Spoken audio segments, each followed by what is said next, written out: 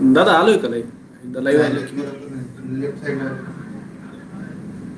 बरं, मला जेव्हा लोक दिसतील ना ऑनलाईन आलेले त्यावेळेस मग मी सुरू करून देतो. हो.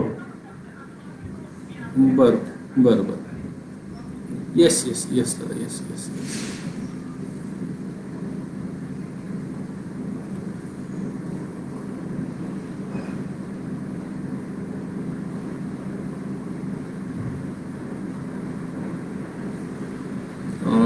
लाईव्ह सुरू झाले का?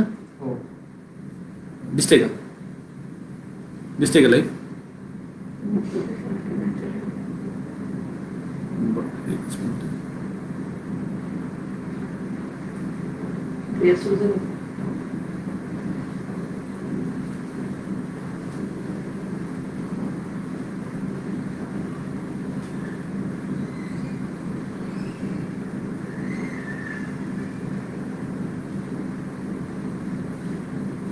आलेत का सगळे? हां. विकास आलेले आहेत. रवी गोपाळ पाटील. बरं.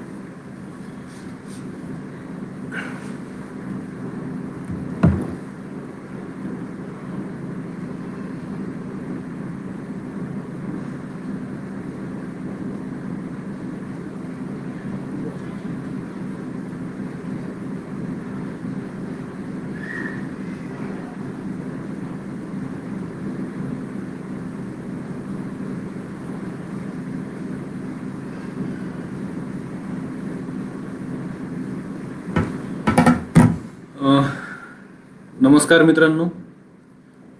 बहुतेक आपण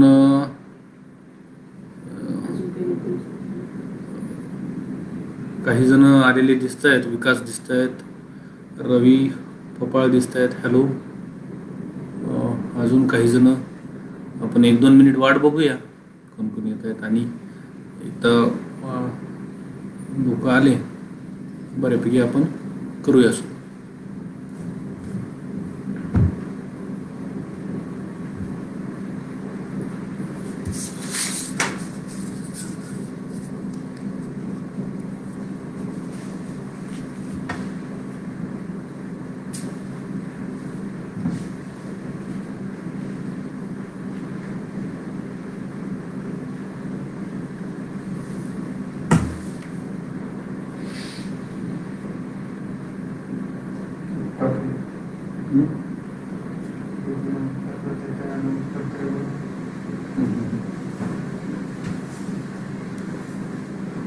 हॅलो रवी फपाळ पाटील. हॅलो.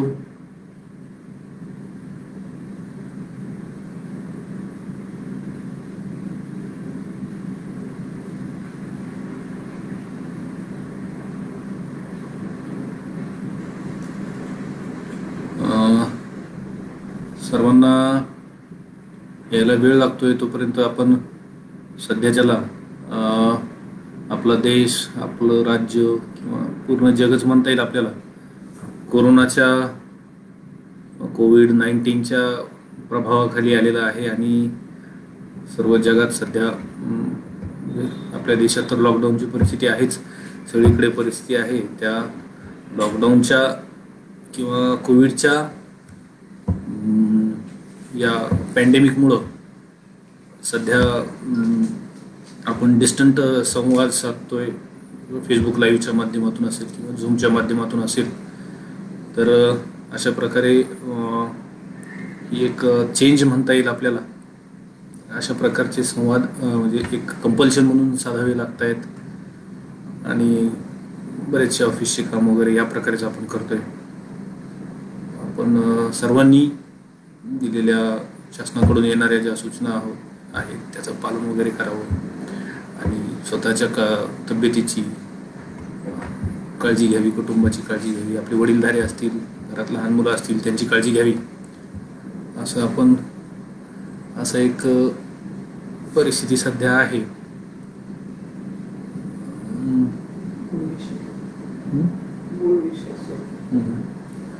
मला वाटतंय आपण 1-2 मिनिटांमध्ये मूळ विषयाला सुरुवात करूया.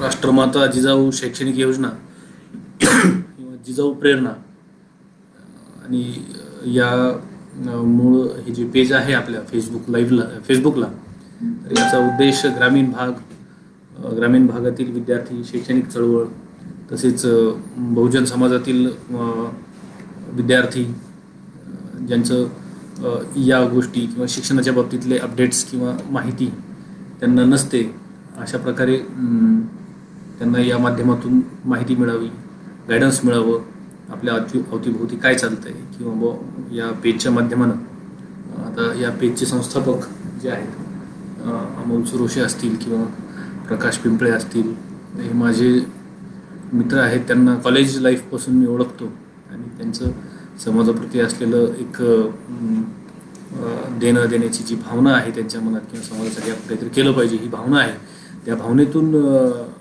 ही लोक राष्ट्रमाता जिजाऊ शैक्षणिक योजना, जिजाऊ प्रेरणा हे पेजेस चालवतात आणि आपापल्या परीनं जो काही आपल्या समाजकार्यात आपला वाटा देता येईल किंवा जे काही समाजाला आपण देऊ शकतो त्या गोष्टी आपण ही लोक देण्याचा प्रयत्न करतात.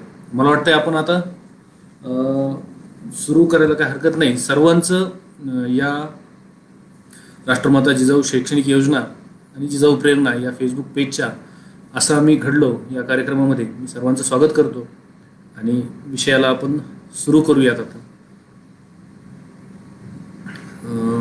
प्रकाश दादा किंवा अमोल दादा एखादी कमेंट आली तर मला सुरू करता येईल. माझ्या इथं काही अपडेट्स दिसत नाही आहेत, किती जण आलेले आहेत. येस, शुभम गायकवाड हॅलो म्हणतायत. हॅलो शुभम, करायचं सुरू? तर सर्वप्रथम मी माझा परिचय आपणास देतो. मी स्वतः या पेजशी पहिल्यापासून संलग्न आहे. माझं नाव डॉक्टर मुकेश शिवाजी बारहाते. मी मूळ गाव माझं इरळद, तालुका मानवत, जिल्हा परभणी हे आहे. मराठवाड्यातील मी विद्यार्थी किंवा रहिवासी आहे आणि माझं शिक्षणही काय म्हणतात मानवतमध्येच झालेलं आहे. मानवतचा तालुका लेवलचं शहर आहे, तालुक्याचं गाव आहे. तिथं नेताजी सुभाष विद्यालय मानवत या ठिकाणी माझं 10वीपर्यंत शिक्षण झालं. 11वी-12वीसाठी मी नूतन महाविद्यालय सेलू, आमच्या शेजारचा तालुका आहे आणि अतिशय सुंदर कॉलेज आहे, त्या ठिकाणी मी माझं 11वी-12वीचं शिक्षण घेतलं. त्यानंतर MST-CET मार्फत माझी BAMS निवड झाली आणि मी माझ्या शासकीय आयुर्वेद महाविद्यालय नांदेड येथे माझं डिग्रीचं म्हणजे BAMSचं शिक्षण पूर्ण केलेलं आहे. आणि त्यानंतर सुरू असतानाच BAMSचं शिक्षण सुरू असतानाच अंतिम वर्षाच्या आसपास एक सुरुवात केली होती स्पर्धा परीक्षांच्या अभ्यासासाठी. आणि मग स्पर्धा परीक्षांचा अभ्यासामध्ये 2012च्या परीक्षेमध्ये मी सेल टॅक्स इन्स्पेक्टर म्हणून माझी निवड झाली होती. 2012च्या परीक्षेमध्ये राज्यसेवा जी आहे त्याच्या इंटरव्ह्यूला मी होतो.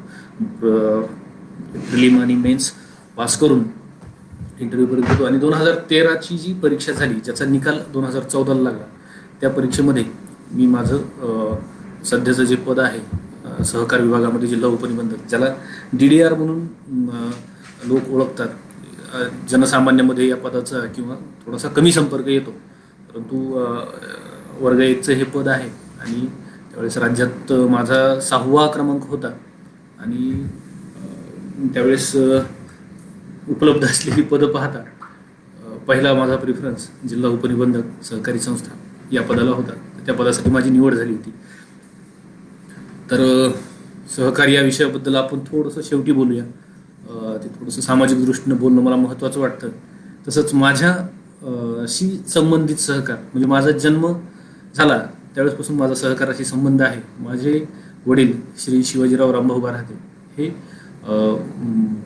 देवनांद्रा पाथरी, तालुका पाथरी येथे गोदावरी दुधना सहकारी साखर कारखाना या कारखान्यामध्ये स्टोअर अकाउंटंट या पदावर होते. स्टोअर अकाउंटंट या पदावर असल्याने त्यांचा प्रशासन असेल किंवा कारखान्याच्या बॉडीशी संबंध यायचा बऱ्यापैकी. आणि थोडंसं घरामध्येही सहकाराचं लोकांच्या बाबतीत येणं जाणं वगैरे किंवा त्या लोकांशी संबंध अशा प्रकारची गोष्ट होती. तर बरं कमेंट्स दिसत नाही नाही दिसत आहे, अपडेटच होत नाही कमेंट्स.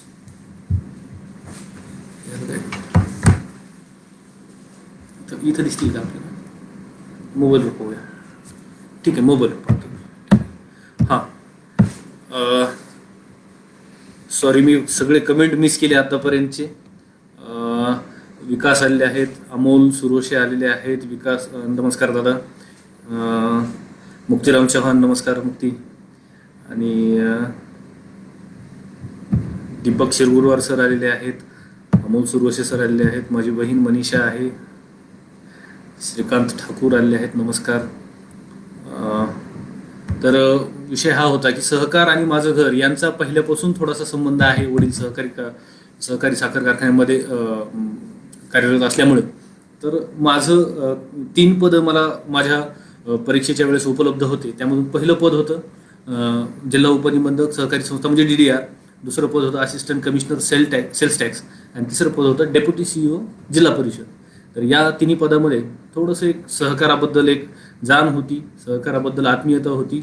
वडिलांकडून सहकाराविषयी भरपूर ऐकलं होतं आणि समाजाच्या विकासामध्ये सहकाराचं काय महत्त्व आहे याबद्दल थोडीशी माहिती आणि पद ज्यावेळेस MPSC मध्ये दिसलं त्यावेळेस त्याच्याविषयी आणखीन माहिती घेतल्याच्या नंतर या पदाची थोडीशी कल्पना आली आणि हे पद माझ्यासाठी किंवा माझ्यासारख्या व्यक्तिमत्वासाठी माझ्या व्यक्तिमत्वाला सूट करेल जास्त असं मला वाटलं, म्हणून मी माझं पहिलं प्रिफरन्स त्याला दिलेलं आहे. पश्चिम महाराष्ट्रात विशेषतः जिथं सहकार चांगल्या प्रकारे म्हणजे चांगल्या प्रकारे विकसित झालेला आहे, सुदृढ आहे, त्या ठिकाणी हे विशेष महत्त्वाचं पद मानलं जातं. मराठवाड्यात सुद्धा या पदाला हे आहे. बरोबर विकास आपण सांगताय की शालेय जीवनापासून सुरू करा. तर शालेय जीवन माझं मानवतच्या नेताजी सुभाष विद्यालय येथे झालं आणि त्यानंतर शालेय जीवनामध्ये मी अतिशय ॲव्हरेज विद्यार्थी होतो आणि ॲव्हरेज म्हणजे 60, 70, 75, 80% मार्क पडायचे. पुढं मग कॉलेजला आपलं नूतन महाविद्यालय सेलू माझ्या गावापासून एक 20 किलोमीटर गाव आहे, म्हणजे तालुका प्लेस आहे.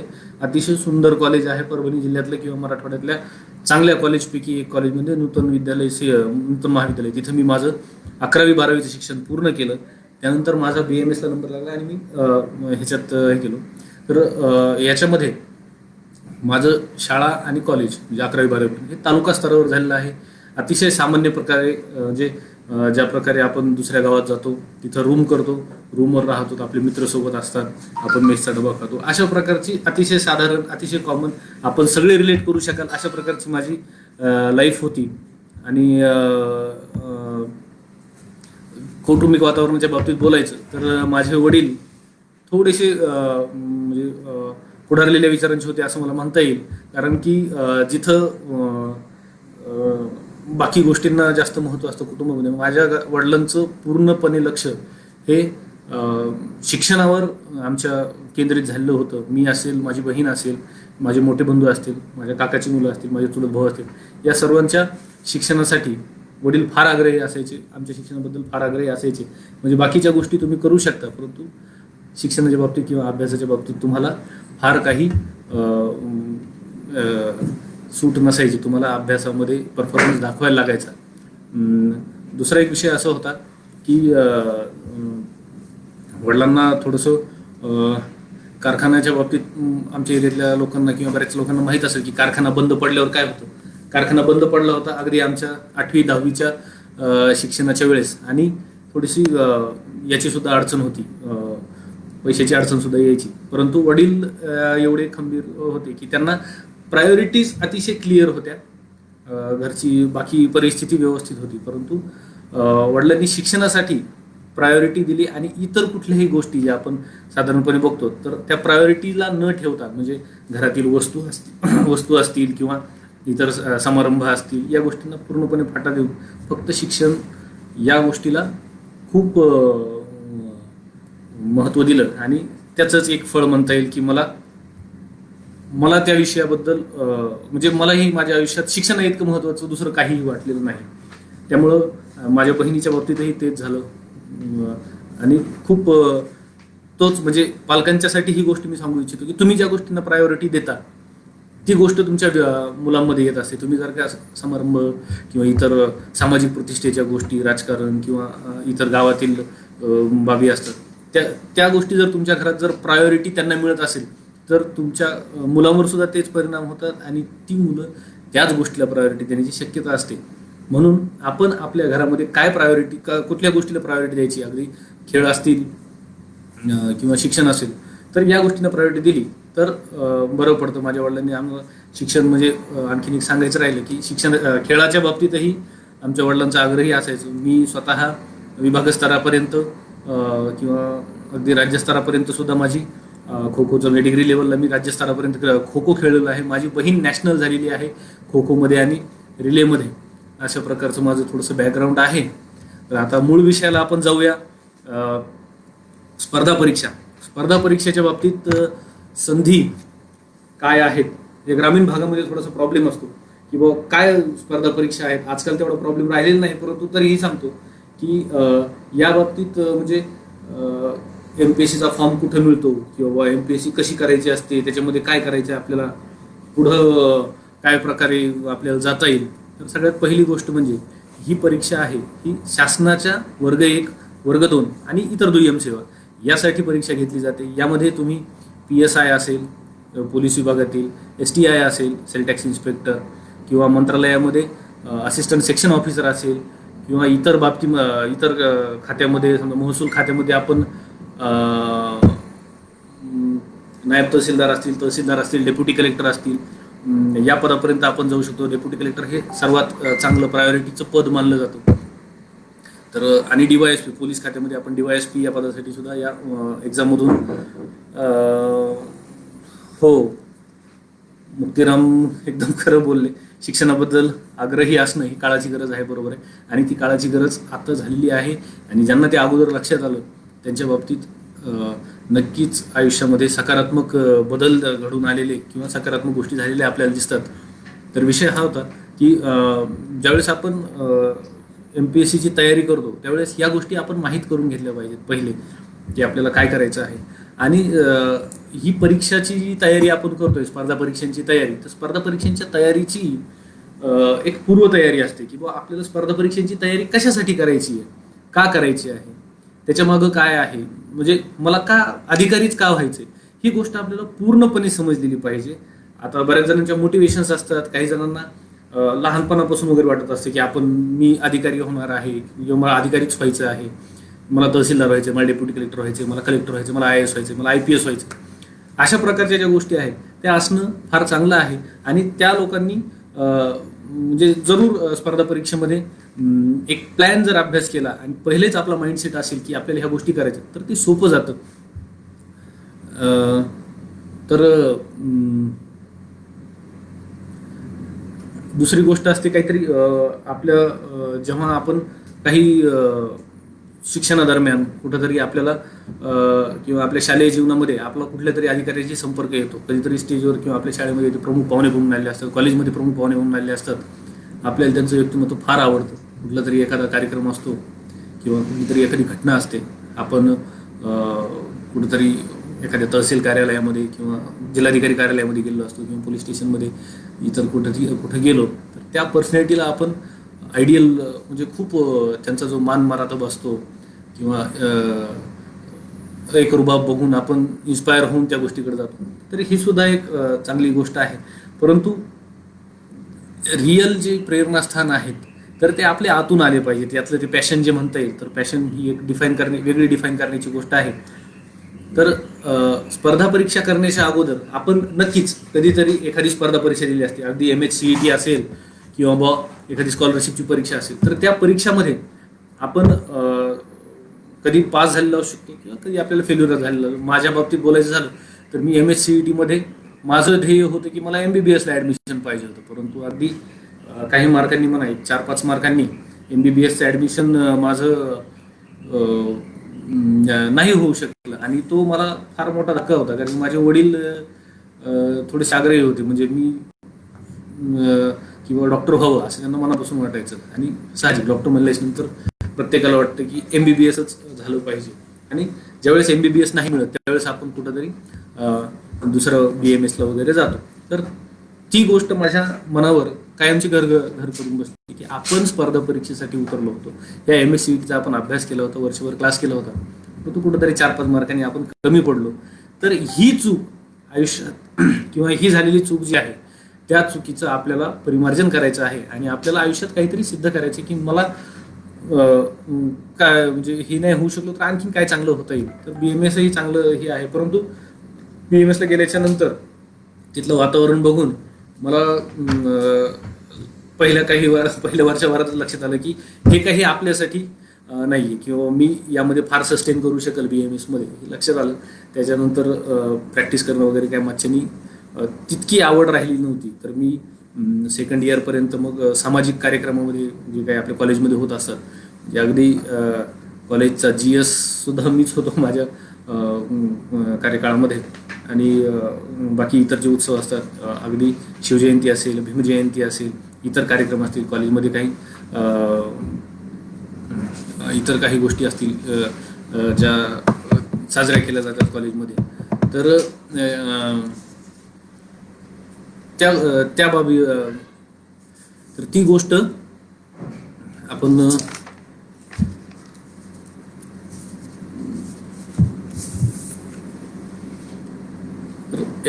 त्यामुळं मी ठरवलं की आपण प्रॅक्टिसच्या जास्त नादी न लागता आपण स्पर्धा परीक्षांचा अभ्यास करावा. माझ्या कॉलेजचे एक सिनियर होते, त्यांनी स्पर्धा परीक्षेचा अभ्यास सुरू करून PSI ते झाले होते. आणि त्यावेळेस ते आम्हाला खूप भारी वाटलेलं. ते माझ्या अगोदरचे GS होते कॉलेजचे.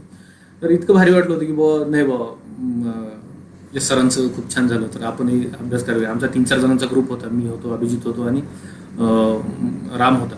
आम्ही 3 जणांनी मग त्यावेळेस ठरवलं, कृष्णा होता, तर आम्ही ठरवलं आणि मग MPSCचा अभ्यासाला सुरुवात केली. ज्या दिवशी अभ्यासाला सुरुवात केली त्या दिवशीपासून मला त्याची जास्त गोडी लागत गेली. आणि म्हणजे अगदी 2-3 दिवस काय असतं काय नाही माहिती काढल्याच्या नंतर त्याबद्दल इंटरेस्ट वाढत गेला. किंवा लक्ष जे म्हणतो आपण ते अधिक क्लिअर होत गेलं की नाही हे करता येईल आपल्याला, आपला इंटरेस्ट यामध्ये आहे. तर त्यानंतर जी सुरुवात केली तर त्या सुरुवातीमध्ये मी सुरुवात अशी झाली की MPSCला काय करावं लागतं. तर जनरली कोणीही म्हणजे साधारण एक माझे मित्र होते पुण्याला, त्यावेळेस रामेश्वर रोडगे किंवा सतीश गायकवाड हे दोघं जण माझ्या परिचयाचे होते. ते दोघं जण पुण्याला तयारी करायची. तर त्यावेळेस मी फायनल असताना रामेश्वरला फोन केला, सतीशला फोन केला, सतीश असा विचार करतोय, काय करावं. तर त्यांनी मला सांगितलं की तुम्ही पहिले शाळेचे पुस्तक वाचून घे मुकेश तू, आणि त्याच्यानंतर बाकीच्या गोष्टी सुरू करता येतील. तर अगदी त्यांनी सांगितल्याच्या नंतर म्हणजे दुपारी 12-1ला फोन झाला असेल, 4 वाजता दुकानात जाऊन 4थी ते 10वी पर्यंतची सगळी पुस्तकांनी, 4थी ते 12वी पर्यंतची, आणि पुढच्या आठवड्याभरात सगळ्या पुस्तकांचा म्हणजे सगळी पुस्तकं वाचून काढली. आणि इतकं छान वाटलं की माझं पूर्ण शालेय जीवनात मी आजपर्यंत जे शिकलो त्या सगळ्या गोष्टी रिवाईज झाल्या. अगदी त्या काल शिकल्यासारख्या असं वाटायला लागलं. आणि मग या अभ्यासामध्ये मला इंटरेस्ट तयार झाला. त्याच दरम्यान मी फायनल इयरला असताना किंवा इंटर्नशिपला असताना PSI परीक्षेचा फॉर्म भरला. अगदी कसलीही तयारी न करता, म्हणजे PSIची प्रिलिम निघून गेली, कारण की अगदी कसलीही तयारी म्हणजे हे पुस्तकं वाचलेले होते आपले शाळेचे. तर त्याच्यानंतर त्याच वर्षी अगदी मेन्स परीक्षाही पास झालो, इंटरव्ह्यूपर्यंत गेलो. डिग्री कंप्लीट व्हायच्या अगोदरच इंटरव्ह्यूला गेलो होतो. फिजिकल थोडंसं खेळाची सवय असल्यामुळे आणि खो खो बऱ्याच वर्षी खेळल्यामुळे सहज फिजिकलला पास झालो, आउट झालो नाही, परंतु सिलेक्शन होण्यासारखी परिस्थिती नव्हती. त्याच्यामुळे मला, आणि डिग्री कंप्लीट न झाल्यामुळे इंटरव्ह्यूला काही अपिअर होऊ दिलं नाही. तर मी मग त्यानंतर मग ही गोष्ट सोपी आहे किंवा ही गोष्ट आपल्याच्याने होऊ शकते, आणि त्यामुळं मग ह्या गोष्टीकडे मी हेच करायचं आहे हे फायनल झालं. म्हणजे अगदी म्हणजे तुम्ही ह्या गोष्ट नोट करा, माझ्या आयुष्यातली मोठी चूकही म्हणता येईल की मी फायनल इयरला डिसाईड केलं की मला MPSC करायचं आहे वयवर्षी 24ला. म्हणजे त्यावेळेस बऱ्याच जणांचं, माझे मित्र होते त्यांचं इंजिनिअरिंग कंप्लीट होऊन, म्हणजे अगदी रामेश्वर माझ्यासोबत होते, किंवा त्यांचं 2 वर्षाचं प्रिपरेशन झालेलं होतं. म्हणजे हे डिग्रीचं हे म्हणा किंवा आपलं डिसिजन न घेणं, किंवा ग्रामीण भागातील विद्यार्थ्यांना एवढे मोठमोठाले आयुष्याचे डिसिजन घेण्याची सवय नसते, किंवा पालकांनी त्यांना म्हणजे पालकांचं त्यामध्ये या बाबतीतलं घरातलं डिस्कशन कमी असतं. बाळा तुला काय व्हायचंय हे पालक त्याला विचारत नाहीत, तर त्याला सांगत असतात बाळा तुला डॉक्टर व्हायचंय किंवा हे करायचे. तर ज्यावेळेस मी माझ्या वडिलांना सांगितलं की बाबा पप्पा असं असं आहे, मला MPSC करायची आहे. तर MPSC करायची आहे म्हणल्याच्या नंतर वडिलांचा चेहरा थोडासा कावरा झाला. वा, घरची परिस्थिती, कारखाना बंद होता, 8 वर्ष झालं, पगार बंद होते, शेतीवर जे काय होतं ते चालायचं. अशा वेळेस आपल्या हाताशी आलेला मुलगा आहे, म्हणजे 2 वर्षात तिने दवाखाना टाकून प्रॅक्टिस करणं, आणि नोबल प्रोफेशन आहे, चांगलं प्रोफेशन आहे. तुम्ही डॉक्टर असतं म्हणजे कुठल्याही वडिलांसाठी ते अभिमानाची गोष्ट असते की मुलगा डॉक्टर आहे. परंतु त्यावेळेस मी जेव्हा म्हणलं की मला MPSC करायची आहे, मी काही दवाखाना टाकणार नाही, त्यावेळेस मात्र वडिलांचा थोडासा हे झालं की त्यांची काही म्हणजे त्यांना फार आवडलं नव्हतं डिसिजन. परंतु ही गोष्ट पालकांनी लक्षात घ्या की वडिलांनी मला म्हणले की तुझी इच्छा आहे ना, तू मनापासून करू इच्छितोस का? बरेच जण फक्त करायचं म्हणून करतात, तुला तसं करायचंय का? नाही म्हणलं पप्पा, मला मनापासून करायचंय, मला तुम्ही फक्त 2 वर्ष द्या. 2 वर्षात नाही झालं तर मी मग तिथं एकतर ते क्लासेस केल्याच्या नंतर बऱ्यापैकी नॉलेज येतं, बरेच जण तिथंच क्लासेस घेतात नंतर MPSCचा अभ्यास केल्याच्या नंतर, तसं काहीतरी करेल, किंवा सरळ आपला स्टेथोस्कोप गळ्यात टाकून आपल्या मानवतच्या ठिकाणी एक दवाखाना टाकून कार्यक्रम सुरू करेल आपला. परंतु नशीब असं म्हणा, वडिलांनी अगदी 5 मिनिटाच्या किंवा 10 मिनिटाच्या डिस्कशनवर मला 2-3 दिवसांनी परवानगी दिली, किंवा तुझा निर्णय झालाय ना, ठीक आहे, जबाबदारी घेतोस तू, झालं तर तुझं वाईट होणार आहे, लक्षात घे, 2 वर्ष तुझी जाणार आहेत, ही गोष्टी त्यांनी मला सांगितल्या. परंतु त्यांनी जे म्हणजे 1-2 दिवसामध्ये आपल्याला एवढं हे दिलं, फ्रीडम दिलं, त्या गोष्टीमुळं मला इतका हुरूप आला, इतकं म्हणजे छान वाटलं की यार आपलं डिसिजन सहज मान्य झालेलं आहे.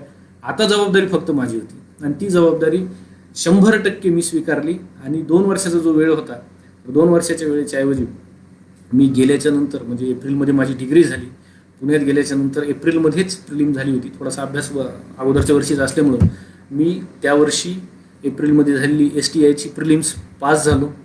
त्याच्यानंतर राज्यसेवेची झालेली प्रिलिम्स ती पण पास झालो. त्यावेळेसचा पॅटर्न बदलून फार चुराडा झाला होता. 146-47ला असणारं, 160-70चं असणारं मेरिट 102वर आलं होतं. तरीसुद्धा मी त्यामध्ये तरुण गेलो, आणि अगदी पहिल्याच प्रयत्नात STI मी झालो होतो. सेल टॅक्स इन्स्पेक्टर या पदासाठी माझी निवड झाली, आणि पहिल्या अटेम्प्टमध्ये STIची निवड झाली. आपण डिग्री कंप्लीट व्हायच्या अगोदर इंटरव्ह्यूपर्यंत गेलो PSIच्या. इतकं सुंदर म्हणजे प्रिपरेशन चालू होती, इतकं कॉम्पॅक्ट प्रिपरेशन सुरू होतं. आणि या गोष्टी पुढं गेल्याच्या नंतर सगळ्यात महत्त्वाचा विषय असा झाला की पुण्यात गेल्याच्या नंतर मला फार चांगली संगती भेटली. हे मला आवर्जून नमूद करावं असं वाटतं की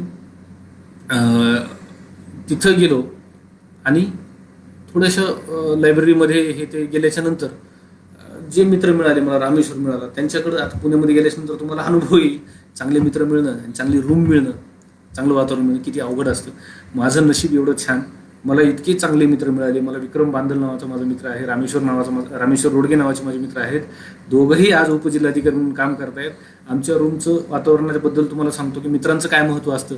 रामेश्वर रोडगे आमच्या रूममधून होणारा डेप्युटी कलेक्टर पहिला होता. 2012च्या परीक्षेत, ज्या परीक्षेमध्ये मी आणि रामेश्वरनी सोबत परीक्षा दिली, मी इंटरव्ह्यूपर्यंत होतो, परंतु त्या परीक्षेत राज्यात पहिल्या 10मध्ये अगदी 6वा 7वा किंवा 7वा 8वा क्रमांकाने रामेश्वर डेप्युटी कलेक्टर झाला. त्यानंतरच्या परीक्षेत मी झालो, माझा राज्यामध्ये 6वा क्रमांक आला. त्याच्यानंतरच्या परीक्षेत विक्रम बांदल जे आहेत त्याचंही सिलेक्शन झालं, त्याचाही राज्यामध्ये पहिल्या 10मध्ये नंबर आला. तो सुद्धा आज डेप्युटी कलेक्टर म्हणून काम करतोय.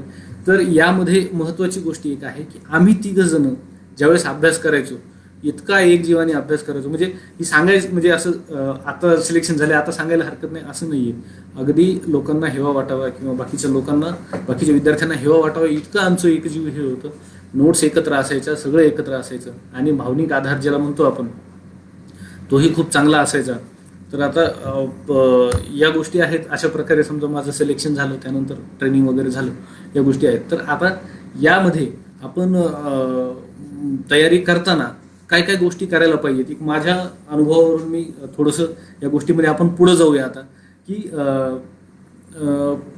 तयारी करताना पूर्वनियोजन फार महत्त्वाचं आहे. जसं मी अभ्यास करायच्या अगोदर एका कमीत कमी व्यक्तीकडून 1 किंवा 2, जास्तीत जास्त 2 किंवा 3 व्यक्तीकडून तुम्ही माहिती घ्या, काय परीक्षा आहे, काय करावं लागतं.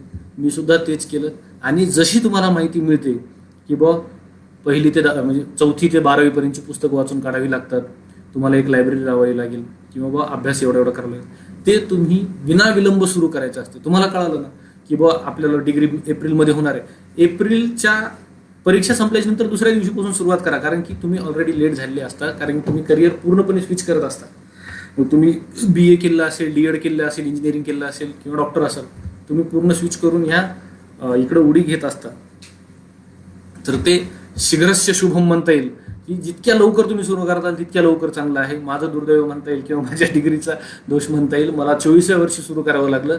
बरेचसे अधिकारी आहेत, तुम्ही बघितलं असेल, अन्सार शेख नावाचे आपल्या जालन्याचे भूषण म्हणता येतील, महाराष्ट्राचे भूषण म्हणता येतील. 21व्या वर्षी ते IAS या पदावर सिलेक्ट झालेत आणि त्यांनी IAS या पदावर आता ते कार्यरत पण आहेत.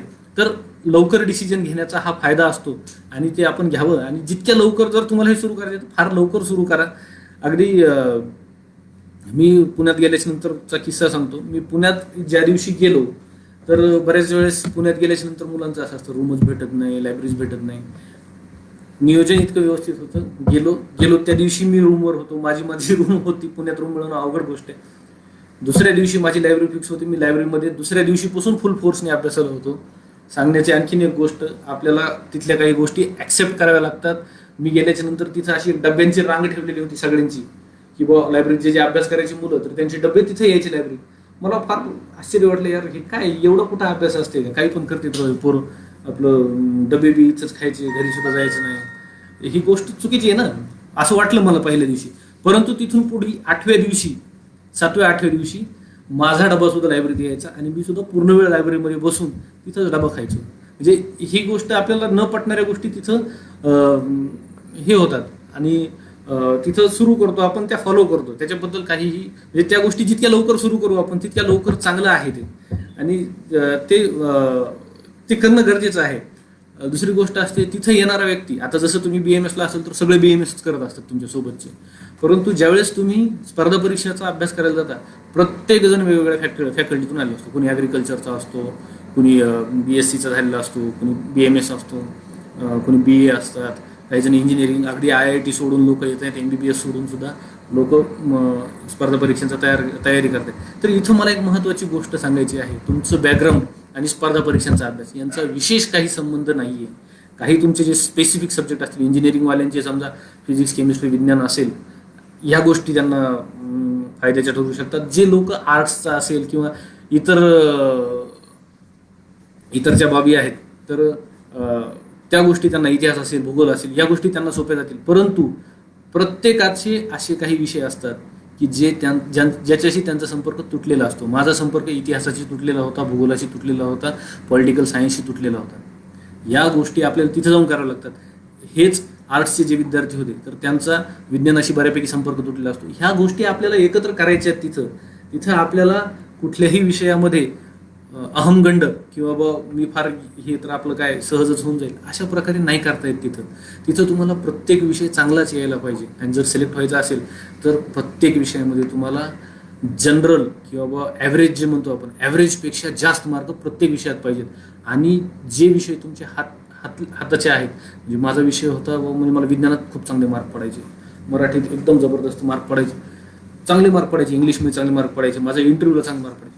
तिथं तुम्हाला एक्सलंट परफॉर्मन्स करून चांगले मार्क घ्यायचे असतात. आणि बाकीचे जे तुमचे थोडेसे, आता मला इतिहासाचा फार राग यायचा, फार वाईट वाटायचं, इतिहास वाचावा लागायचा. परंतु इतिहास वाचावाच लागला. इतिहासामध्ये मला जे जनरल मार्क असतात, म्हणजे 150 मार्काचा पेपर असतो, तुम्हाला 70 मार्क तरी पडायला पाहिजे. तर ते तुम्हाला 75 पर्यंत मार्क घ्यावे लागतात. ते 45 म्हणजे 45 ते 50% प्रत्येक विषयात मार्क घ्यावेच लागतात, नाहीतर तुमचा रिझल्ट जातो. तुम्हाला न आवडणारा विषय जर तुम्ही ऑप्शनलला टाकला किंवा त्याचा कमी अभ्यास केला तर तो विषय तुम्हाला घेऊन बुडतो. हा स्पष्ट अनुभव आहे. माझे बरेचसे मित्र आहेत ज्यांचा इंग्लिशचा प्रॉब्लेम होता, इंग्लिश त्यांना घेऊन बुडाली. अतिशय चांगला अभ्यास, बाकी सगळे विषय एक्सलंट असताना सुद्धा पद मिळालेलं नाही. अशा भरपूर गोष्टी आहेत, अशा भरपूर उदाहरणं आहेत.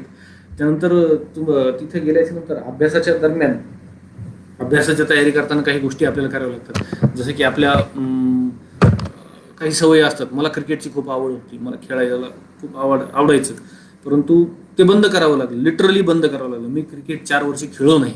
आता आज मी शासकीय सेवेत असताना सुद्धा रविवारी जसं जमेल तसं क्रिकेट खेळतो, परंतु त्या काळी मला ते करता आलं नाही.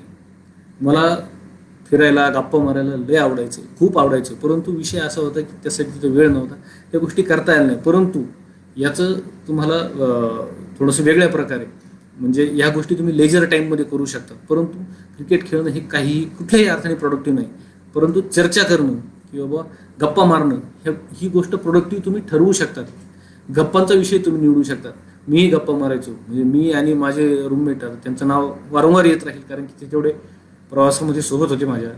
रामेश्वर रोडगे होतो. आम्ही दोघं जण इतक्या गप्पा मारायचो, परंतु त्या गप्पा कंपल्सरीली आपल्या विषयाशी निगडीतच असायच्या. त्यामधून जर तुम्ही कंटेंट जर काढला म्हणजे अगदी आम्ही म्हणजे आपल्याकडं काय विषय आहे बा, पाणी नाही आहे, हे नाही आहे, मग तो विषय आपण घेणार की आपल्याकडं का पाणी नाही आहे, मग भौगोलिक परिस्थिती काय आहे, आपला तर काय फिक्स पर्जन्य आपल्याकडं होतं किंवा इथं 100% काही ना काहीतरी पाऊस होतोच, असा आपला भाग असताना तो परत का दुष्काळी आहे. मग त्याच्यामध्ये पश्चिम महाराष्ट्राचं तर पावसाचं रेट कमी आहे, बारामतीत तर काही पाऊस पडत नाही, पुण्यात पाऊस पडत नाही, मग ते का चांगले आहेत. अशा प्रकारची चर्चा आमच्या असायच्या. पॅलेस्टीन का चांगलं आहे, हॉलिवूडवर मग सगळे ज्यूच लोक का आहेत, मग ज्यू लोकांचा काय इतिहास आहे, पॅलेस्टीन काय, इस्रायल काय. मग ह्या गोष्टी कंटिन्यू असं काहीही चालत राहायचं. परंतु ते विषय सोडून कधीही नसायचं. अगदी काही विषय असतील पर्सनल तेवढे सोडले तर गप्पा मात्र ह्या पूर्णपणे अभ्यासाशी निगडीत असायच्या. त्यानंतर नोट्स काढण्याची आमची दोघांची एक पद्धत होती. खूप चांगलं कॉर्डिनेशन होतं.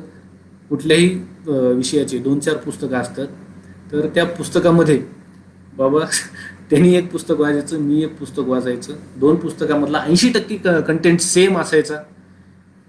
तो 80% कंटेंट मी परत वाचणार नाही किंवा मला वाचायला लागू नये म्हणून तो मी जो विषय वाचलाय त्याची चर्चा झाल्याच्या नंतर वेगळे कोणते पॉईंट आहेत ते अंडरलाईन करणे, ते निस्वार्थपणे कसल्याही प्रकारचा आडपडदा न ठेवता दुसऱ्याला देणे किंवा आपलं मी रामेश्वरला त्यांनी मला देणं किंवा इतर कुठल्याही मित्रांनी मागितलं तर आम्ही सहज द्यायचो. आणि यामुळं असं झालं होतं की आम्हाला सगळीकडून ॲक्सेसही चांगला होता, बऱ्याचशा गोष्टी मिळायच्या. तर ह्यामध्ये महत्त्वाचा विषय आहे की मोकळा वेळ जो आहे तुमचा तो प्रोडक्टिव्ह असेल पाहिजे. नॉन प्रोडक्टिव्ह गोष्टी भरपूर आल्या आहेत सध्या. टिकटॉक आहे, फेसबुक आहे, अतिशय बोगस गोष्टी आहेत. यांचा अभ्यासाच्या दृष्टीनं मला वाटते काहीही फायदा नाही.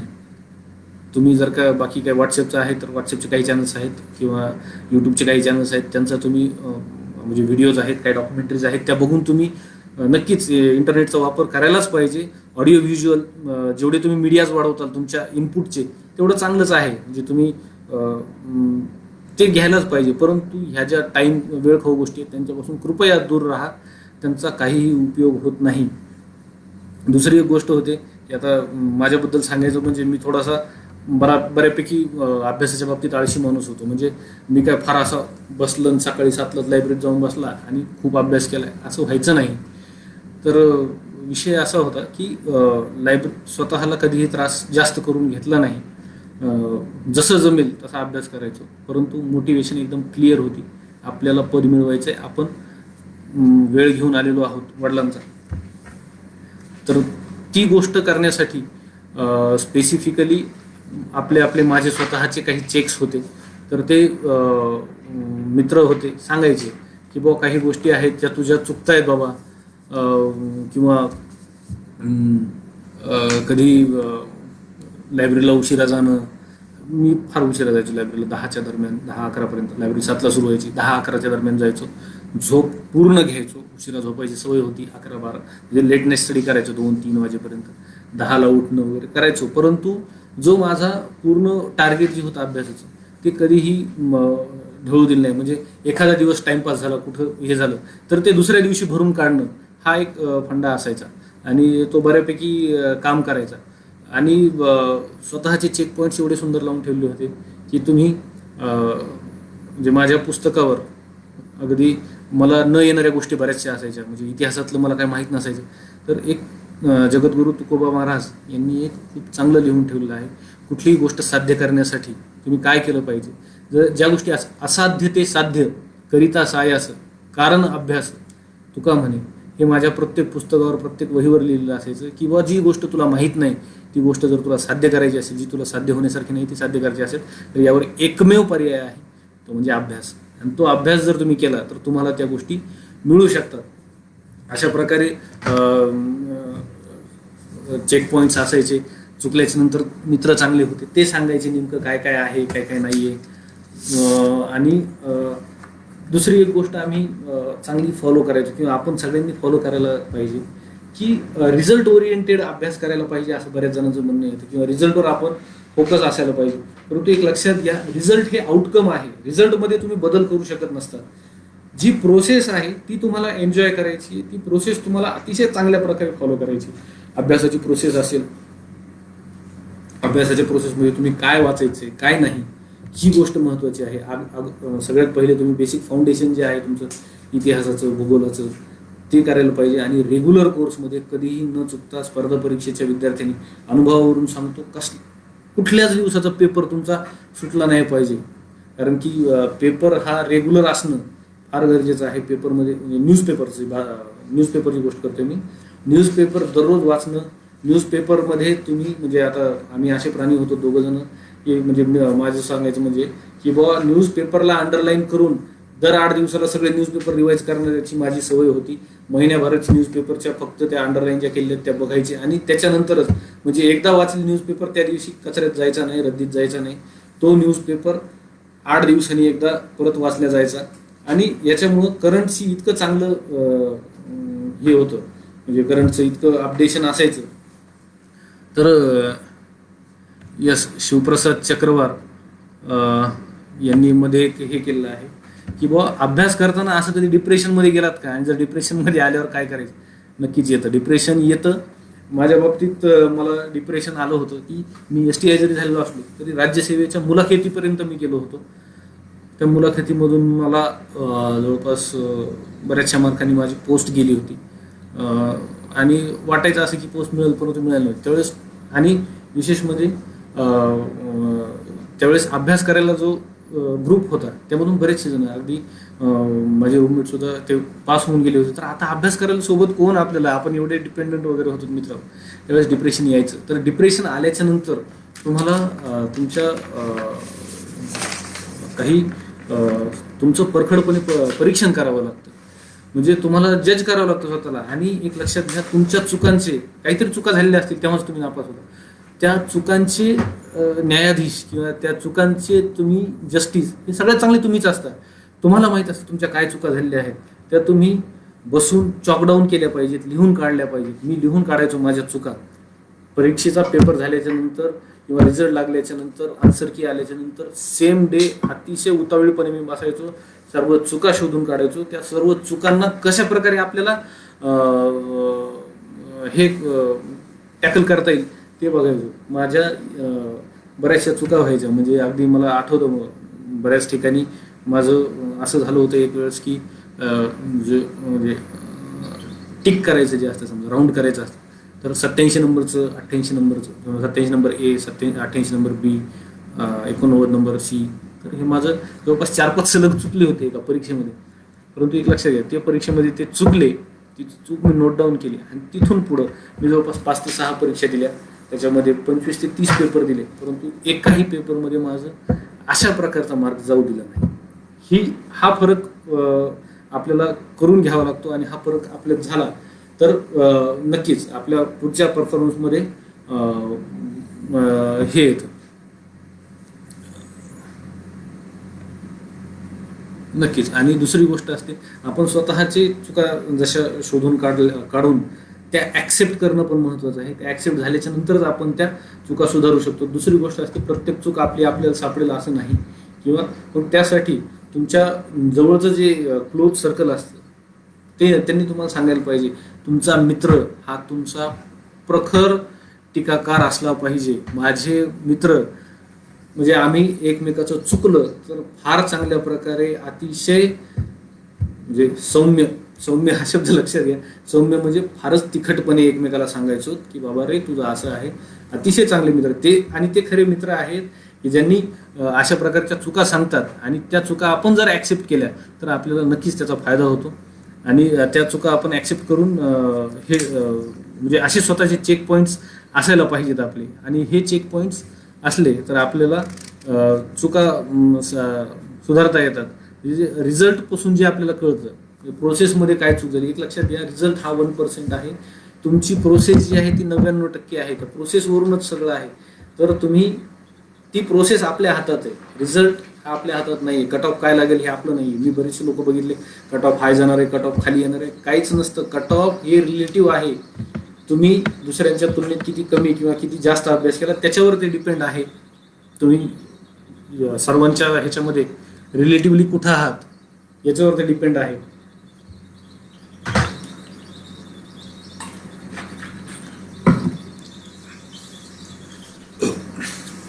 अपयश आल्याच्या नंतरची गोष्ट सांगतो.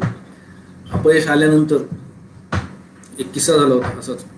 आमचा एक मित्र होता जो आता API म्हणून कार्यरत आहे. तर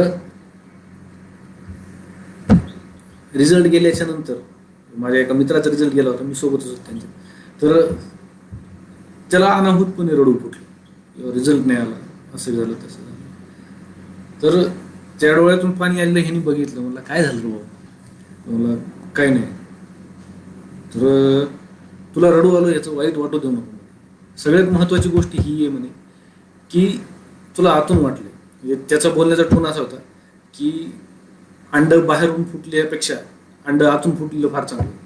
लक्षात घ्या, अंड जेव्हा आतून फुटतं त्यावेळेस त्यातून एक नवीन जीव तयार होतो आणि बाहेरून फुटलं तर त्याचं ऑमलेट किंवा भुर्जीच होते.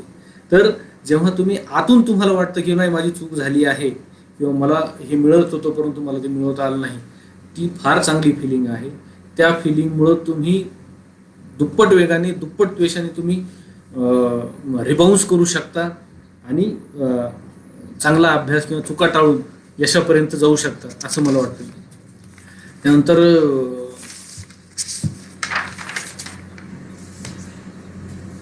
स्पर्धा परीक्षा तयार करताना आणखीन काही गोष्टी आहेत. तुमच्या बिहेवियरबद्दल मला सांगायचं होतं. म्हणजे आपल्या बिहेवियरबद्दल काही गोष्टीमध्ये विद्यार्थी इतके कॉशियस होऊन जातात, इतकं पिअर प्रेशर आपण घेतो की नाही माझ्यासोबतच्या व्यक्तीला इतके मार्क पडले, मला 10 कमी पडले किंवा तो लायब्ररीला एवढा वेळ बसतो मला बसणं होत नाही. तसं काही नसतं. त्याचा एक लक्षात घ्या, तुम्हाला अभ्यास करायचा आहे, स्वतःचा परफॉर्मन्स वाढवायचा आहे. दुसऱ्या कोणाला किती वेळ लागणार आहे किंवा तो काय करतो ह्याच्यापेक्षा तुम्ही दरवाजा उघडून दे. तर ते तुम्हाला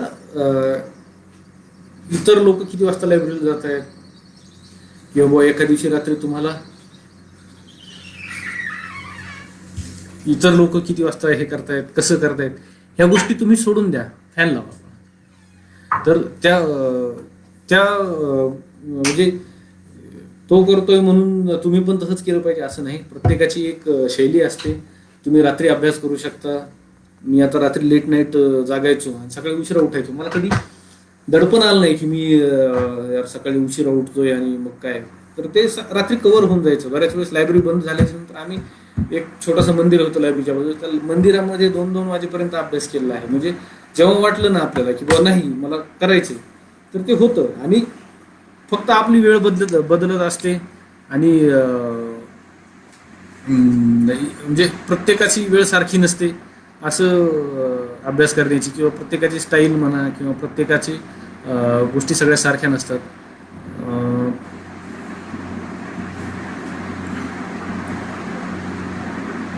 यस अमोल सुरोशे, तुम्ही म्हणताय ते बरोबर आहे. वाचन, चर्चा आणि नोट्स. तर वाचन आणि चर्चेबद्दल सांगितलेलं आहे. नोट्सच्या बाबतीत एक गोष्ट सांगायची राहून गेली. नोट्स मला थोडासा लिहायचा वगैरे कंटाळा होता हे मी मान्य करतो सगळ्यांसमोर. परंतु नोट्स तयार करण्याच्या बाबतीत एक माझी पद्धत होती की मी जे पुस्तक मी वाचायचो ते पुस्तक इतक्या बारकाईनं वाचायचो आणि त्या पुस्तकामध्ये मी अंडरलाईन करायचो. आता अंडरलाईन करणं काय फार मोठी गोष्ट नाही, पण तुम्ही अंडरलाईन करताना एवढी काळजी घ्यायचो की पुढच्या वेळेस मी जेव्हा पुस्तक वाचल ना त्यावेळेस मला पूर्ण पुस्तक किंवा पूर्ण पान वाचायची गरज नाही पडली पाहिजे. त्यातले जे सार येतं ज्या 2-3 ओळीमध्ये तेवढ्या अंडरलाईन केलेल्या आहेत तेवढ्याच वाचणार आणि त्याच रिव्हिजनमध्ये तेवढं मला हे होऊन जायचं. तर नोट्स कधी वेगळ्या काढायची गरज पडली नाही. फार तुरळक वेळा नोट्स काढायची सवय पडली, म्हणजे गरज पडली. बाकी वेळा मग वाचन आणि चर्चा आणि रिव्हिजन ह्या गोष्टी मधूनच हे झालं. बरं, वाचनाच्या बाबतीत एक गोष्ट सांगायची राहिली. 2 पद्धती आहेत. काही जण खूप एक्सटेन्सिव्ह वाचन करतात, खूप पुस्तक वाचतात, म्हणजे इतिहासाची 10 पुस्तकं वाचतील असं होतं. परंतु माझ्या बाबतीत सांगायचं झालं तर मला वेळ फार कमी होता. वयाच्या जवळपास 25व्या वर्षी मी तिथे गेलो होतो तयारीला.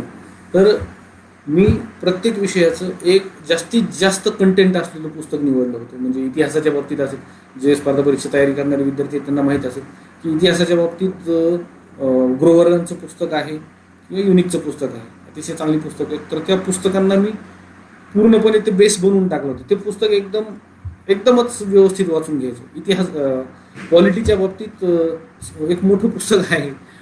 पॉलिटीच्या बाबतीत लक्ष्मीकांतचं पुस्तक आहे. MPSC तयारी करण्याची शक्यतोवर ते वाचत नाहीत, परंतु मी ते पुस्तक वाचलं. ते पुस्तक जवळपास 80-90% त्यामध्ये कंटेंट कव्हर होऊन जातो.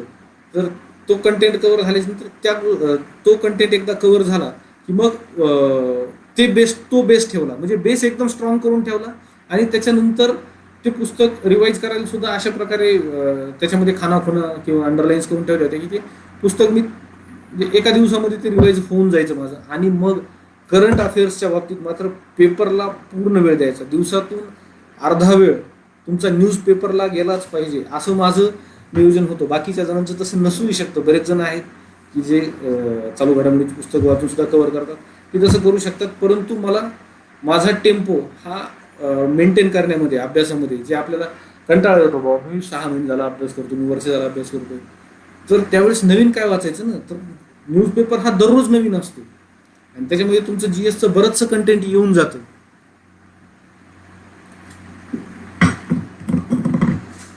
तर न्यूजपेपरमध्ये मी म्हणजे आमचं दोघं तिघं जण न्यूजपेपरचा अगदी काय म्हणतात त्याला, अगदी फडशा पाडायचो दररोजचे दररोज. इंग्लिश न्यूजपेपर जास्त काही वाचायचो नाहीत, परंतु मराठीमधले जवळपास सगळे न्यूजपेपर्स आम्ही वाचून घ्यायचो.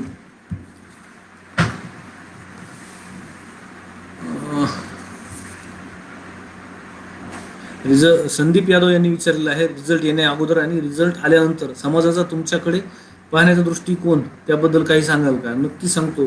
रिझल्ट येण्याच्या अगोदर म्हणजे मी BMS झालं आणि MPSCची तयारी करायला गेलो त्यावेळेस अगदी फक्त घरची परमिशन होती. माझ्या गावाकडे विशेष कोणाला माहीत नाही तुम्ही काय करतो. तर म्हणजे सवय पण तशी होती की आपण काय करतोय. म्हणजे MPSCच्या बाबतीत ते मी फार पाळलं होतं की बाबा काहीच नाही, रिझल्ट आलाय वगैरे काहीच सांगायचं नाही. ज्या दिवशी रिझल्ट येईल सगळ्याला आपोआप कळतं. तर अभ्यास भरपूर केला आणि व्यवस्थित केला, स्मार्ट वर्क केलं, प्लॅनिंग अतिशय चांगलं केलं. आणि ज्यावेळेस लोकांना कळायची गरज होती त्यावेळेस ते कळून गेलं. फक्त हे एक झालं की बऱ्याच जणांना थोडंसं उशिरा कळालं की असा असा रिझल्ट आलेला आहे. पण ते नाही आहे, तुमचा रिझल्ट येणं जास्त महत्त्वाचं असतं. तो रिझल्ट व्यवस्थित आला त्याच्यानंतर समाजाचा पाहण्याचा दृष्टिकोन ऑब्व्हियसली बदलत असतो. कारण की तुम्ही MPSC ही परीक्षा अशी आहे की तुम्हाला शून्यामधून म्हणजे रिझल्ट यायच्या अगदी तासाभरापर्यंत तुम्ही कुठंतरी टपरीवर चहा पित असता, MPSCची पोरं लायब्ररीच्या बाहेर. आणि तुम्ही रिझल्ट लागल्यानंतर अगदी तुम्हाला तिथं गुलाल, बुके ह्या सगळ्या गोष्टी पाहायला मिळतात. आणि नंतर समाजाचा दृष्टिकोन तर आहेच. तुम्ही ज्यावेळेस की पोस्टवर बसता त्यावेळेस समाज तुमच्याकडे एक आदरानं पाहतो. आणि हेच सगळ्यात मोठं मोटिवेशन आहे की तुम्ही ज्यावेळेस शासकीय सेवेत येता त्यावेळेस तुम्हाला खूप चांगल्या प्रकारे मान सन्मान मिळत असतो. तुम्हाला तुमचं कर्तृत्व दाखवायची चांगली संधी मिळत असते. तुम्ही आज बघू शकता की महसूल यंत्रणा असेल किंवा पोलीस यंत्रणा असेल, DYSP असतील, डेप्युटी कलेक्टर असतील, तहसीलदार असतील. आता माझ्या डिपार्टमेंटकडे हे देखील ही जी कृषी पणन जे आहे किंवा कापूस, तूर खरेदी हे विषय आहे. तर या विषयामध्ये आपण कर्जमाफीचा विषय आहे. कर्जमाफीच्या ह्याच्यामध्ये आमचं भरपूर मोठं खात्याचं म्हणजे सहकार खात्यामार्फत राहून. तर यामध्ये मिळणारं जे समाधान आहे किंवा यामध्ये आपण जे काम करतोय ना ते खूप मोठं समाधान असतं. ही तुमची जर का प्रेरणा असेल तर ही प्रेरणा मात्र जबरदस्त असते. शुभम गायकवाड यांनी विचारलेलं आहे की how to increase concentration on study. तुमचं जे काही तुम्हाला किती डीपली वाटते की बाबा मी सिलेक्ट झालो पाहिजे किंवा मला पोस्ट मिळाली पाहिजे, हे तुमचं सगळ्यात बेसिक कॉन्सन्ट्रेशनचं कारण असतं. आणि दुसरी गोष्ट म्हणजे तुम्ही अभ्यास करत असताना तुमचं काय म्हणता येईल त्याला, कॉन्सन्ट्रेशन वाढण्यासाठी तुम्ही वेगवेगळ्या माध्यमांचा वापर करू शकता. वेगवेगळ्या माध्यमांचा म्हणजे तुम्ही बसण्याची जागा बदलवू शकता किंवा तुम्ही लायब्ररीमध्ये इतर गोष्टी असतात. सगळ्यात महत्त्वाचं म्हणजे तुम्ही तुमचं मानसिक संतुलन ठेवण्यासाठी ध्यान करू शकता किंवा मेडिटेशन करू शकता. थोड्या वेळासाठी तुम्ही या गोष्टीला महत्त्व द्या, आरोग्याकडे लक्ष द्या आणि ह्या गोष्टीमुळे तुमचं कॉन्सन्ट्रेशन वाढत असतं आणि थोडंसं व्हेरिएशन तुमच्या अभ्यासामध्ये दररोज असलं पाहिजे. एक पुस्तक घेऊन गेलं की तेच जर का पुस्तक वाचत बसलं, काही जणांना तेही चांगलं वाटतं, परंतु थोडंसं व्हेरिएशन जर अभ्यासामध्ये ठेवलं किंवा वेगवेगळे विषय दिवसातून 2 विषय किंवा 3 विषय जर वाचले तर कॉन्सन्ट्रेशन वाढण्याची शक्यता असते. परंतु ती व्यक्ती परत बदलत असते. किशोर पवार यांनी विचारलं की सीसॅट बद्दल सांगा म्हणून. सीसॅट हा नव्याने आलेला विषय आहे. सीसॅट म्हणजे बुद्धिमत्ता चाचणी, गणित आणि कॉम्प्रिहेन्शन हे विषय आहेत. मला सीसॅटमध्ये सुदैवाने फार चांगले मार्क्स पडायचे. सीसॅटमध्ये तुम्ही जे काही बेसिक गणित आहे तर त्या गणिताकडे विशेष लक्ष द्या आणि जे कॉम्प्रिहेन्शन आहे तर तुम्हाला तुमचं जी हे आहे इंग्लिश कॉम्प्रिहेन्शनच्या बाबतीत तुम्हाला तुमचं शब्दसाठा वाढवावा लागेल. मराठीच्या बाबतीतही शब्दसाठा वाढवावा लागेल आणि प्रॅक्टिसशिवाय सीसॅटला पर्याय नाही आहे आणि प्रॅक्टिस जितकी जास्त कराल तितकं सीसॅट तुम्हाला चांगलं जाईल आणि सीसॅटच्या बाबतीत तुम्ही जास्तीत जास्त पेपर सोडवणे, वेळेचं बंधन पाळणे या गोष्टी जी तुम्ही प्रॅक्टिस केली तर सीसॅट नक्कीच सोपं जाईल असं मला वाटतं.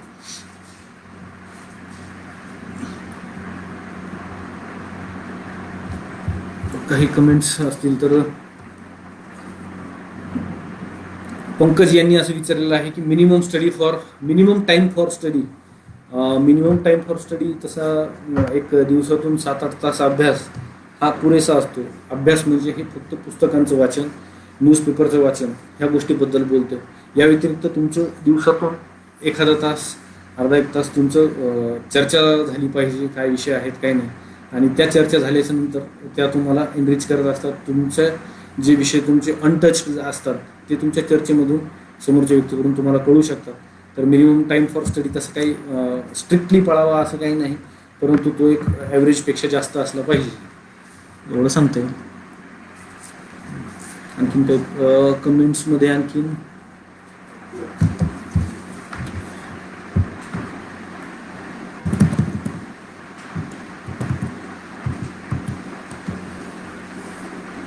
ठीक आहे. आपण दुसरा एक मुद्दा घेऊया की सगळ्यात महत्त्वाची गोष्ट राहून गेली आपली याच्यासाठी की आपण शेवटी बोलू असं म्हणलं होतं त्या बाबतीत. तर प्लॅन बी हा एक प्रकार आहे. आता MPSCचे रिझल्ट नुकतेच लागले आहेत. 413 लोकांचं सिलेक्शन झालेलं आहे.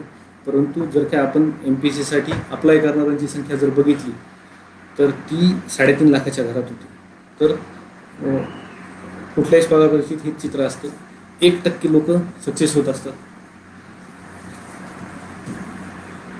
1% लोकच यामध्ये सक्सेस होत असतात. तर त्यामध्ये बाकी 99% लोकांना काही पोस्ट मिळत नाही.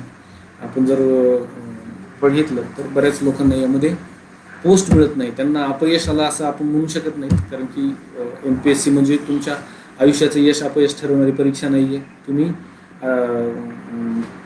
आयुष्यात दुसरं बरंच काही गोष्टी चांगल्या करू शकतात. मी बघितलेलं आहे अतिशय चांगले कोर्सेस केलेले, म्हणजे अगदी MBBS झालेले किंवा IIT मधून आलेले किंवा खूप चांगल्या कॉलेजला इंजिनिअरिंग केलेले व्यक्ती आहेत जे MPSC मध्ये सिलेक्ट होऊ शकले नाही, UPSC मध्ये सिलेक्ट होऊ शकले नाही. तर त्याचं बडपण घेऊ नका. दुसरी गोष्ट त्यामध्ये असं लिहिलेलं आहे की म्हणजे एक कमेंट आहे त्याच्यामध्ये असं आलेलं आहे की या प्रोसेसमध्ये आपण जेव्हा शिरतो त्यावेळेस आपण आपला अभिमन्यू होता कामा नये. ही स्पर्धा परीक्षेचं एक चक्रव्यूह होता कामा नये. आपल्याला त्यामधून एक्झिट कशी करायची हे माहीत असलं पाहिजे.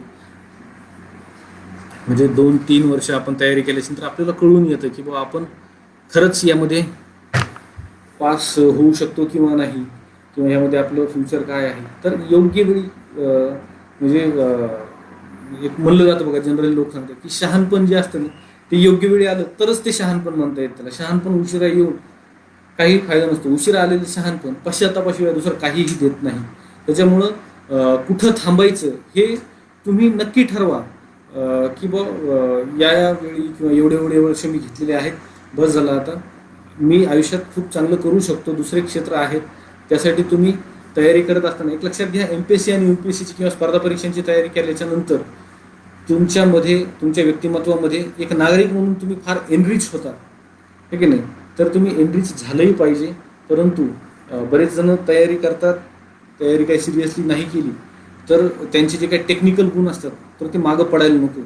म्हणजे अगदी तुम्ही अगोदर BSc म्हणजे कम्प्युटरमध्ये जर का तुमची इंजिनिअरिंग झालेलं असेल तर प्रोग्रामिंग वगैरे ठीक आहे, परंतु तुम्हाला किमान जॉब मिळवण्यापुरतं, दुसरा जॉब मिळवण्यापुरतं तरी कम्प्युटर आलं पाहिजे आणि तिथं गेल्याच्यानंतर तुम्हाला जॉब मिळाले पाहिजे, हा प्रकार झाला पाहिजे. तुम्हाला त्या गोष्टी म्हणजे तुम्ही आउटडेट नाही झाले पाहिजे. तुम्ही मार्केटमध्ये जेव्हा तुम्ही सरकारी तुम्हाला नोकरी मिळत नाही त्यावेळेस तुम्ही खाजगी ह्याच्यामध्ये ज्यावेळेस जाल त्यावेळेस तुम्ही आउटडेटेड नसले पाहिजे.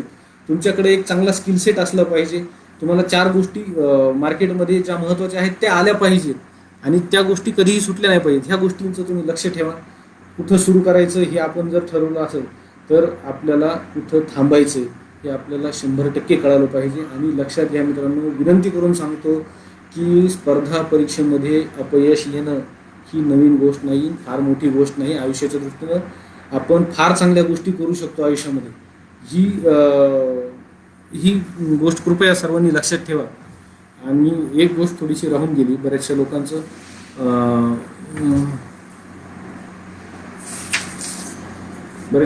असं असतं की काही जण सर्व्हिसमध्ये असतात अगोदरच. सध्या शिक्षकांचं प्रमाण म्हणजे D.Ed झाल्याच्या नंतर, शिक्षक झाल्याच्या नंतर आपण कशा प्रकारे हे करायचं, म्हणजे स्पर्धा परीक्षांचा अभ्यास करावा का कसं करावं, हा एक मोठा प्रश्न असतो. किंवा कुठला तरी आपला जॉब असतो तर तो जॉब सोडून तयारी करावी का, हा तसा तर फार वैयक्तिक प्रश्न आहे. जॉब करून सुद्धा तुम्ही तयारी करू शकता. तशी उदाहरणं आहेत. यावर्षी 2018च्या परीक्षेमध्ये राज्यामध्ये पहिल्या आलेल्या, म्हणजे माझ्या राज्यामध्ये पहिल्या आलेल्या UPSCच्या परीक्षेमध्ये राज्यात पहिला आणि देशात 16वा क्रमांक पटकावलेल्या तृप्ती धोडमिसे नवत्रे यांचा प्रवास मी फार जवळून बघितलेला आहे.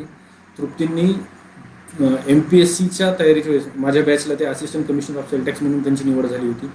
तर त्यावेळेस सुद्धा त्यांनी पूर्णपणे जॉबवर असतानाच अभ्यास केला आणि त्याचं सिलेक्शन झालं.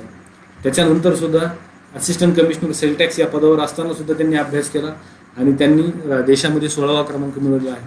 तर आपल्या क्षमतेनुसार आपल्याला खरंच अभ्यास होतोय का हे आपल्याला काही दिवसात कळतं. महिन्याभरात जॉब सुरू असताना, महिन्याभरात, 2 महिन्यात, 6 महिन्यात आपल्याला लक्षात येतं की आपण जॉब करत करत अभ्यास करू शकतो का.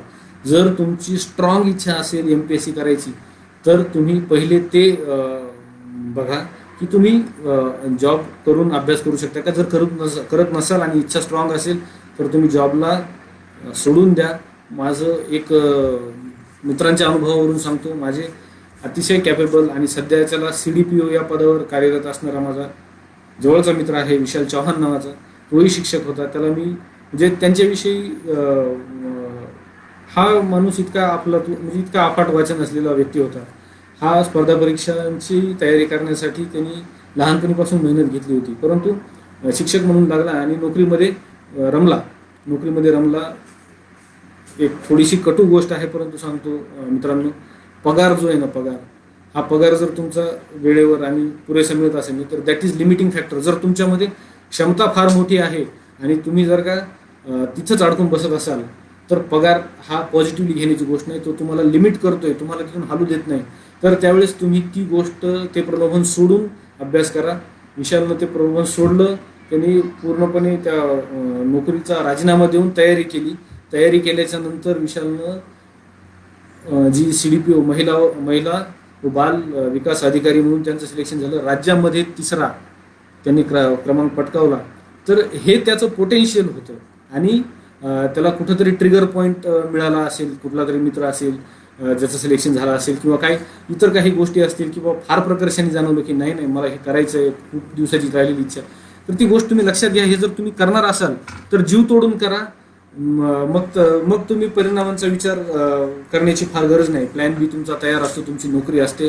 तुम्ही काही दिवस रजा टाकून किंवा नोकरीला न जाता वरिष्ठांची परवानगी घेऊन या गोष्टी करू शकता.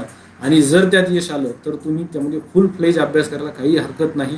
तशी उदाहरणं भरपूर आहेत माझ्या बॅचमध्ये.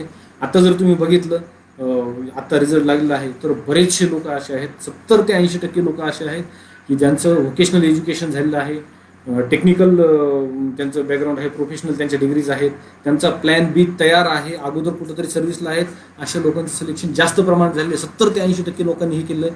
तर सांगायची गोष्ट हीच आहे की प्लॅन बी मित्रांनो तयार ठेवा. आणि ह्याच्यामध्ये पालकांची फार मोठी भूमिका असते.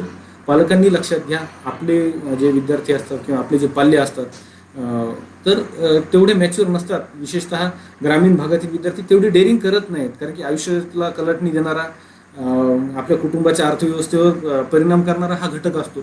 तर त्या ठिकाणी जेव्हा तुम्ही तयारी करण्याचा निर्णय घेताना, तर विद्यार्थी किंवा तुमचा पाल्य निर्णय घेत असेल ना, तर त्याला सपोर्ट करा, त्याच्यामध्ये गायडन्स करा. बाबा रे, तुझा प्लॅन बी तयार असणं गरजेचं आहे, ही गोष्ट तुम्ही त्याला समजून सांगा. विद्यार्थ्याला ते कळणं थोडंसं अवघड असतं, आणि जर ते त्याला कळालं तर त्यावेळेस कदाचित उशीर होण्याची शक्यता असते. तर त्या प्रकारे तुम्ही थोडंसं त्या गोष्टीला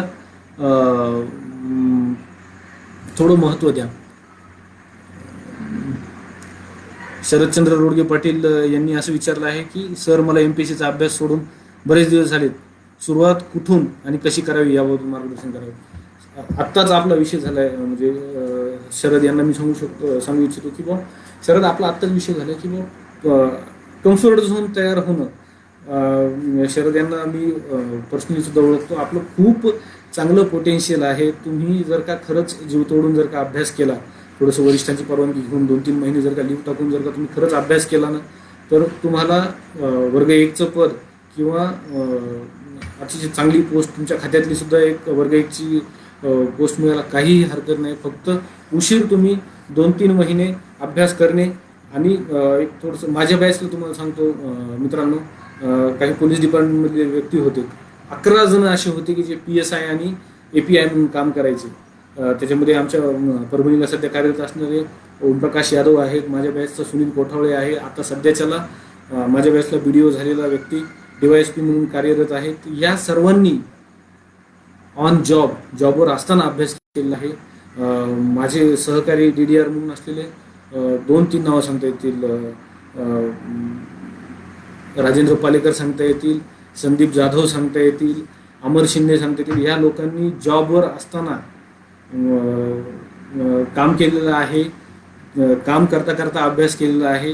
आणि यातलं म्हणजे अगदी संदीप जाधव यांचं सांगायचं तर ते माझ्या बॅचला राज्यात 2रे, अमर शिंदे 3रे आणि पालेकर सर 4थे होते. त्यांच्यानंतर माझा नंबर होता. मी फुल टाईम अभ्यास करायचो. लक्षात घ्या मित्रांनो, त्यांची मेहनत जोरात असते, परंतु एक आहे, तुम्हाला मेहनत फार प्रामाणिक आणि फार कष्ट उपसावे लागतील, त्यावेळेस ह्या गोष्टी मिळतील. तुम्ही कष्ट उपसायची तयारी ठेवा, यश हमखास मिळेल. दुसरं, हां, प्रकाश दादा, बरं झालं आठवण करून दिली तुम्ही. सहकाराविषयी मला मुद्दाम बोलायचं होतं. मी सहकार खात्यामध्ये सध्या काम करतोय.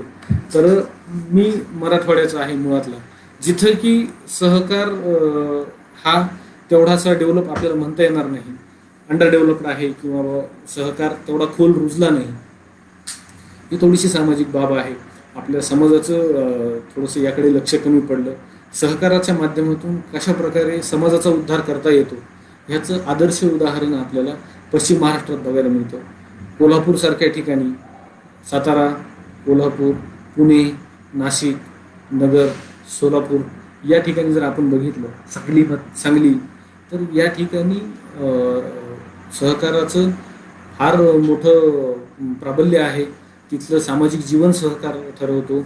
ऊसाचा पट्टा आहे तो सहकारी साखर कारखाने तिथली अर्थव्यवस्था हे करतात. आणि सहकार बऱ्याच गोष्टींना ड्रायव्हिंग फोर्स तिथे झालेला आहे. सहकारी साखर कारखान्यांची निर्मिती झाली, त्यानंतर शेजारच्या तालुक्यात कारखाना आला, तिथं समृद्धी वाढली. म्हणून इकडचे जे काही नेते मंडळी होती किंवा त्यांनी मग आपल्याला पाणी कसं मिळेल, आपल्याकडं पाण्याची उपलब्धता करून देणे, ऊसाचं क्षेत्र वाढवणे आणि कारखाना काढणे, त्या माध्यमातून परत विकास. मग त्या गोष्टीच्या अनुषंगानं बऱ्याचशा सोसायट्या आहेत की बा आपल्याकडं म्हणजे मराठवाड्यात या गोष्टींना विशेष महत्त्व नाही आहे किंवा बा जास्त या गोष्टी इन्वॉल्व नाही आहेत आपल्या आयुष्यामध्ये. परंतु पश्चिम महाराष्ट्रामध्ये आपण बघितलं तर सहकार इतकं मोठं क्षेत्र आहे आणि त्याचा लोकांच्या राहणीमानावर, जीवनमानावर खूप सकारात्मक परिणाम झालेला आहे. आणि सहकारामुळं त्यांचं जीवन एनरिच झालेलं आहे, समृद्ध झालेलं आहे, हे आपल्याला मान्य करावंच लागतं. महाराष्ट्राच्या विकासामध्ये सहकाराची भूमिका आपण बघू शकतो की गोकुळसारखी सहकारी संस्था आज अख्ख्या राज्यामध्ये किंवा देशस्तरावर सुद्धा चांगल्या प्रकारे काम करते. कदाचित बऱ्याच जणांना माहीत नसेल की अमूल जी संस्था आहे, जी आपण अमूलची आईस्क्रीम वगैरे घेतो, ती एक सहकारी संस्था आहे. तर अशा प्रकारे सहकारी संस्थांच्या माध्यमातून विकास साधला गेला पाहिजे. जर का कोणी या बाबतीत सामाजिक क्षेत्रात कार्य करणारे व्यक्ती असतील तर त्यांनी कृपया ह्या गोष्टीकडे लक्ष द्यावं.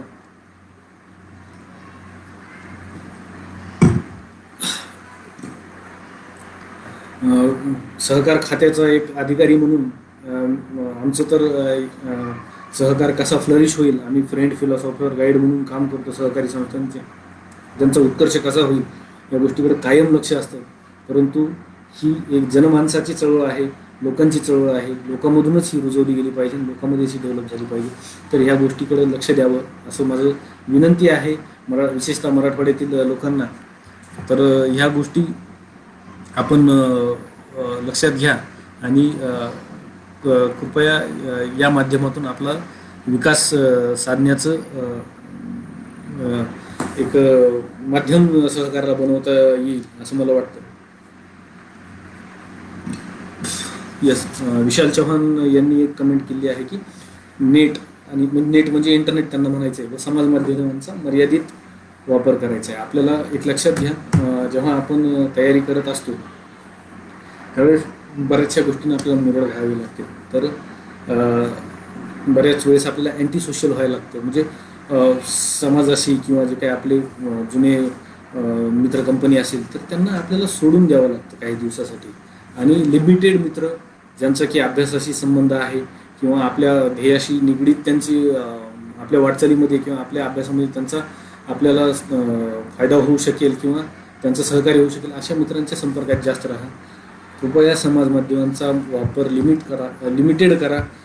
गोष्ट खरी आहे, फेसबुकवर बरेचसे चॅनल आहेत MPC UPSCचे, परंतु त्याच्यामध्ये जाणारा वेळ म्हणजे इनपुट आणि आपण देत असलेल्या वेळेचा इनपुट आणि त्यातून येणारं आपल्याला माहितीचं किंवा नॉलेजचं आउटपुट याचा रेशो जर बघितला तर गणित बिघडलेलं दिसतं मला तरी.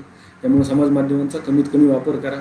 हां, परंतु तुम्ही डॉक्युमेंटरीज असतील काही स्पेसिफिक, मागे संविधान म्हणून सिरीज आली होती, या गोष्टींचा तुम्ही वापर करा. बरेचशा यूट्यूबवर चॅनल आहेत, अनअकॅडमी म्हणून खूप सुंदर चॅनल आहे यूट्यूबवर, त्याचा वापर करा. बरेचसे स्पर्धा परीक्षा मार्गदर्शक UPSCच्या यूट्यूबच्या माध्यमातून मार्गदर्शन करतात, त्यांचं मार्गदर्शन घ्या. आणि परंतु समाज माध्यमांचा वापर टिकटॉक असेल किंवा फेसबुक असेल, व्हॉट्सॲपसुद्धा असेल, टेलिग्राम असेल, यांचा वापर कमीत कमी करा अशी माझी एक सूचना किंवा विनंती म्हणता येईल असं आहे. तर मला वाटतं बराच वेळ झालेला आहे, 10 वाजून 15 मिनिट झालेले आहेत, म्हणजे 1 तासाच्या वर आपण वेळ घेतलेला आहे. तर एक काही गोष्टी मी एक कन्क्लूड करतो. प्रकाश दादा, एक 2 मिनिटात कन्क्लूड करतो.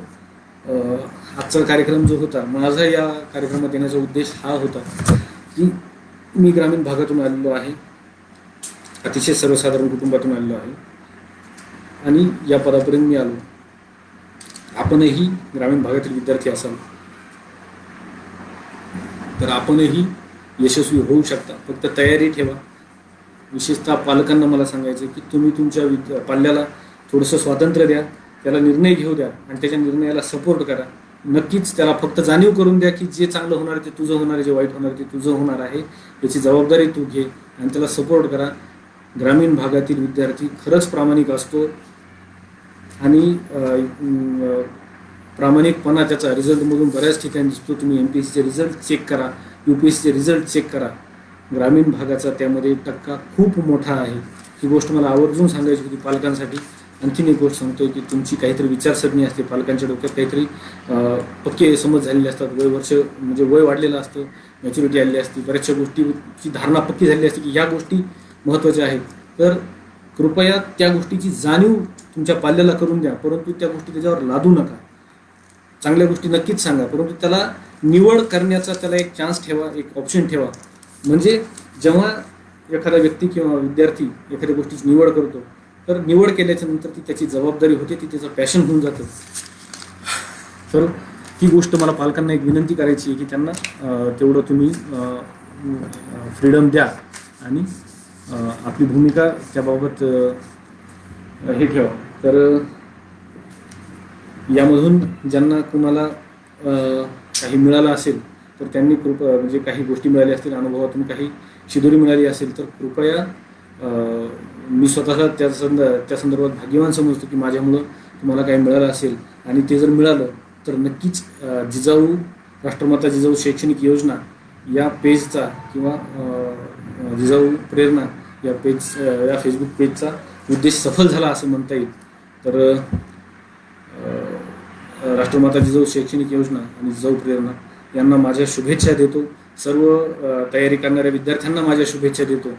आणि माझं जे काही हे एक फेसबुक लाईव्हचा जो हा छोटासा कार्यक्रम होता तर त्यातील माझी भूमिका आवर्ती घेतो आणि माझे 2 शब्द संपवतो. तरी धन्यवाद प्रकाशदादा, धन्यवाद जिजाऊ प्रेरणा मला या ठिकाणी व्यासपीठ उपलब्ध करून दिल्याबद्दल आणि लोकांपर्यंत पोहोचण्याची संधी दिल्याबद्दल धन्यवाद सर्वांचे. सर्वांनी घरी राहा, सुरक्षित राहा, वारंवार हात धुवा, शासनाने दिलेल्या सूचनांचं पालन करा, कोरोनापासून वाचा आणि आयुष्यात यशस्वी व्हा. सर्वांना माझ्या शुभेच्छा. धन्यवाद.